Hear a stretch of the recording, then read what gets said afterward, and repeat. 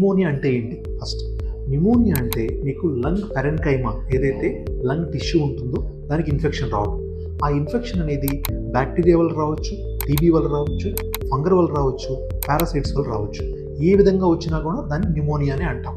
So ఈ న్యూమోనియాలో different types ఉన్నాయి. So ఆ టైప్ని బట్టి మనకి అవుట్కమ్ ఉంటుంది. కానీ మెజారిటీ ఆఫ్ ద న్యూమోనియాస్ అంటే 70 to 80% ఆఫ్ ద న్యూమోనియాస్ 100కి 100% క్యూర్ అవుతాయండి విత్ ఐవీ మెడిసిన్స్ కానీ, యాంటీబయాటిక్స్ కానీ, సపోర్టివ్ కేర్ ఆక్సిజన్ థెరపీ కానీ and other support nebulisation therapy వల్ల 100% క్యూర్ అవుతాయి. కొంత పర్సెంట్ మాత్రమే, ఒక 10 to 20% మాత్రమే సీక్వెల్ అంటే స్కారింగ్కి వెళ్తాయి.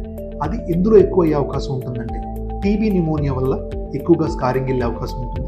వేరే ఇమ్యూనో కాంప్రమైజ్డ్ పేషెంట్ 60 years కన్నా ఎక్కువ ఉన్నారు, అదర్ రిస్క్ ఫ్యాక్టర్స్ ఎక్కువ ఉన్నాయి బాడీలో, హార్ట్ డిసీజ్ కానీ కిడ్నీ డిసీజ్ ఉంది, వాళ్ళకి న్యూమోనియా కాంప్లికేషన్స్ వచ్చే అవకాశం ఎక్కువ.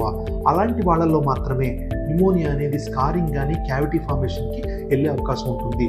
అదర్వైజ్ న్యూమోనియా అనేది 100కి 100% క్యూరబుల్ అయ్యి మీరు మళ్ళీ నార్మల్ లంగ్స్లోకి వచ్చేస్తారు.